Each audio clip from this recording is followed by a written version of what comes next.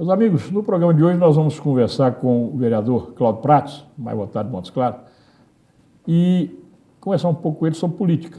Nós estamos chegando na época das eleições, e pelo que eu estou sabendo ele é candidato, ele vai nos confirmar isso, e vamos ver qual a visão dele da administração do prefeito Muniz nesse 1 ano e meio de mandato.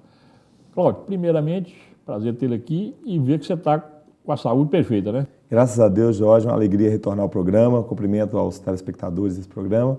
E, de fato, eu, mais uma vez, confirmo esse grande presente de Deus, que foi a cura, né? Passei por um desafio ano passado, uma luta aí de 8, 9 meses contra o câncer, e tive o diagnóstico, que é o sonho de todo mundo que enfrenta uma enfermidade como essa, de receber um diagnóstico de cura. E foi o que aconteceu, fiz uns exames recentes que consolidaram essa cura, né? Então, aproveito para agradecer mais uma vez a tantas pessoas que oraram, que torceram por mim, que hoje eu compartilho com elas essa vitória, que é a saúde, que é o bem mais precioso que nós temos na vida. Cláudio, você está no seu primeiro mandato. Como é que você está vendo, se sentindo lá na Câmara? Então, Jorge, eu tenho buscado ser coerente com tudo aquilo que eu idealizei como proposta de trabalho, né? Tenho focado naquilo que é minhas áreas de atuação. Hoje eu presido a Comissão de Segurança Pública da Câmara, a Comissão de Meio Ambiente, né, Direitos Humanos também. Então, aquilo que sempre foi o meu foco de trabalho durante a vida inteira, nunca fui político antes, mas sempre realizei essa política, né, que a política é a arte do bem comum, de buscar realizar os trabalhos sociais. Deveria ser a arte do bem comum, né? Infelizmente, você tem razão. A gente percebe que isso distorceu e é o que tem afastado as pessoas, sobretudo as pessoas bem intencionadas, da política. É esse modelo de fazer política do conchave, do troca, do toma lá da cá. E isso me propus a jamais praticar isso e ser coerente com aquilo que eu acredito, né? E tenho lutado para isso. É fácil? Não, é muito difícil, até porque você joga um jogo de muitos interesses e aquilo que muitas vezes, é isso que a gente lamenta, aquilo que deveria ser o primordial, o prioritário, que é o interesse público, sobretudo os menos favorecidos, né? A gente costuma dizer o seguinte, que as pessoas que têm maiores condições econômicas, estão melhores em condições financeiras, eles não precisam tanto dessa política, porque a maioria deles tem condições de pagar aquilo que, de repente, deveria ser do poder público. Quem precisa, de fato, são os menos favorecidos. Então, a gente percebe que ainda existe um distanciamento das políticas públicas voltadas para essas pessoas, né? A saúde, a educação, a gente percebe que está muito longe ainda daquilo que é o ideal que a população espera. Mas você não acha que o prefeito, o Rui, está atacando esse problema, não? Eu percebo o seguinte, primeiro, há um déficit histórico, né? Durante muitos anos, os prefeitos que o antecederam deixaram de fazer a sua parte para que ele pegasse, de fato, uma administração em melhores condições. Ele tem um mérito, um ponto positivo que precisa ser destacado. Ele conseguiu fazer, de fato, no primeiro ano, um enxugamento da máquina, conseguiu economizar, conseguiu a CNDs, mas para por aí. Ele anunciou, inclusive essa semana, saiu no jornal, que ele tem caixa de mais de 100 milhões de reais. Então a gente não vê mérito quando você economiza e não transforma isso em obras. E a gente percebe que muitas ações, muitas obras deveriam já ter acontecido, acontecer e que demandam demandas mínimas essenciais. Por exemplo, a limpeza da cidade. Nós tivemos agora em Nova Esperança e a queixa que passa semanas sem recolher o lixo. Por sinal, no dia que nós tivemos a audiência ordinária, depois de mais de uma semana, é que naquele dia da audiência que o caminhão de lixo estava recolhendo. As lâmpadas todas queimadas. Você sabe que desde 2012 a prefeitura passou a assumir a troca das lâmpadas. Retirou esse serviço da CEMIG, o cidadão paga a iluminação na taxa e isso passou a ser por conta da prefeitura. Mas que recebe para isso? Recebe para isso. E, pelo que nós sabemos, tem cerca de 15 a 16 milhões em caixa para executar esse serviço. E a gente percebe que isso não está acontecendo. E o que eu vejo que acontece, que é um gargalo? A Exurb hoje, que foi reestruturada pelo prefeito na atual administração, ela hoje é responsável pela limpeza da cidade, pela iluminação pública e também pelo asfaltamento, pelo recapeamento.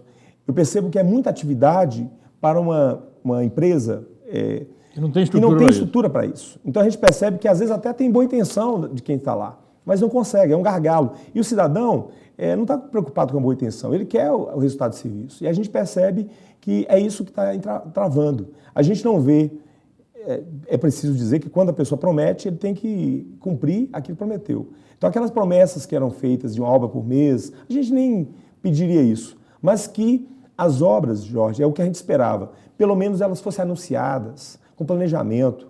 Eu questionei ao seu prefeito, na última prestação de conta, se ele continua afirmando que irá asfaltar 300 ruas na cidade.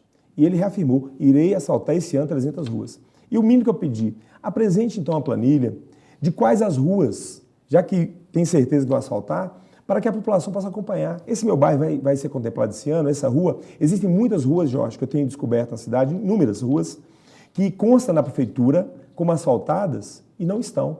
São muitas. E a gente, obviamente, tem levantado, apresentado à prefeitura e também denunciado, porque certamente foram irregularidades, situações realmente de que há, na pior das hipóteses, aí, algo muito estranho que precisa ser apurado. Claudio, como é que você vê a posição da Câmara quanto ao prefeito? O que eu percebo é o seguinte... Porque, na verdade, historicamente, de muitos anos para cá, a Câmara tem sido sempre, você entendeu, conivente com todos os atos do prefeito. Exato. A gente hoje tem um quadro que ele, pelo que a gente acompanha comparado à história de Montes Claros, ele só se assemelha a uma gestão um tempo atrás que havia uma oposição grande, salvo engano, ao ex-prefeito Jair Ataíde, que tinha, de fato, uma oposição, salvo engano, de 11 vereadores. Não, hoje, Tadeu. Foi Tadeu, foi tem Tadeu. razão. Tadeu Leite, retificando. Tadeu É o Leite, grupo dos 11. É o grupo dos 11. Hoje é um grupo de 8 pessoas. Né? Me incluíram nesse grupo, né, pelo fato de eu não pertencer à base. Então, hoje o prefeito teria, tecnicamente, 15 vereadores na situação e a oposição seria 8. Muitos de nós, que são considerados oposição, eu prefiro me identificar com o vereador de independência, Jorge, sabe? Embora tenha nomeado, porque eu entendo que, e é democrática a oposição, mas eu entendo que é importante você, e você me perguntou inicialmente qual que era o meu papel, como eu tenho visto, e eu tenho tentado pautar em cima disso, de uma coerência, né? Obviamente, muitos projetos são importantes, então, nesse momento, não há debate. Questão da saúde, obviamente, você vai fiscalizar os projetos, mas você sabe que toda demanda, todo recurso que vem para a saúde é importante. O que a gente cobra é que, muitas vezes, você aprova em regime de urgência recursos, por exemplo, para a saúde, e, lamentavelmente, o Executivo Municipal, a administração municipal, não tem repassado isso para os hospitais. Aquele eterno problema que teve o ano passado, ele minimizou, mas a gente percebe que ainda há uma demora, porque os hospitais, de fato, todos eles passam por situações difíceis. Então, todo recurso que chega ainda é pouco perto da necessidade que eles têm de dar assistência da saúde à população. Cláudio, mas você acha, então, que nesse ano e meio o que o prefeito fez foi muito pouco? Muito pouco, Jorge. Muito pouco é a minha opinião. Porque essa é a minha análise também. Não, mas e se você perguntar à população, houve uma frustração, na verdade, porque as pessoas esperavam muito mais dessa gestão. E o que a gente lamenta é que a gente sabe que um ano eleitoral como esse é um ano cheio de limitações. Mas você não acha que ele estaria guardando dinheiro para os 2 últimos anos, não para a reeleição?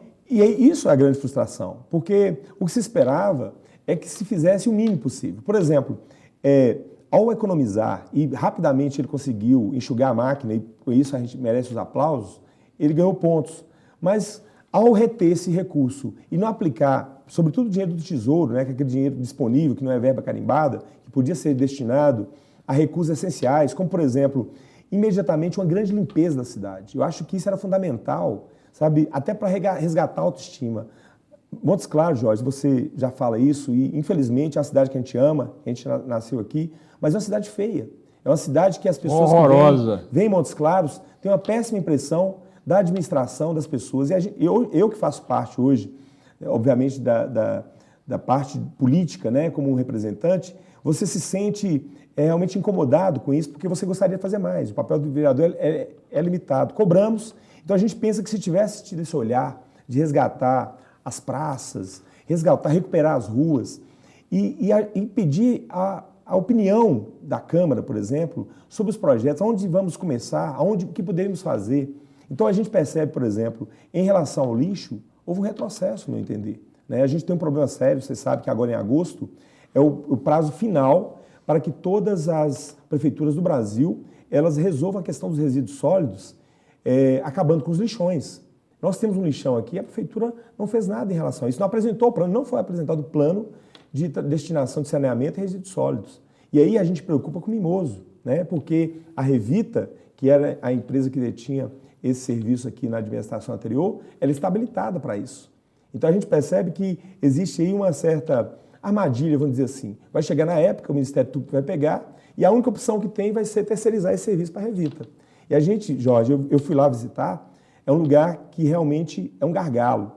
Sobretudo porque aquela estrada de Juramento, você deve conhecer, que é a que vai para Mimoso, ela não tem acostamento. Você imagina por dia ali, porque ela receberia o lixo não só de Montes Claros, seria do consórcio, vários municípios. Imagina 200, 300 caminhões passando por dia e de volta. Além da questão ambiental, né, que é outro ponto a ser discutido, tem essa questão também de segurança. Então a gente percebe que tudo isso, voltamos àquilo que você sempre bate, a questão do planejamento, a falta do planejamento. E foi o que pedi. Apresente as propostas, onde vamos atacar. O mínimo que se esperava é que cada secretaria de educação, de saúde, a secretaria de obras, ela apresentasse um cronograma das obras para que a Câmara e toda a população pudesse acompanhar. Vamos para o nosso primeiro intervalo comercial, mas voltamos logo em seguida com o vereador Cláudio Prates, para a gente continuar conversando ainda sobre a administração do prefeito Rui Muniz. Espera um instantinho.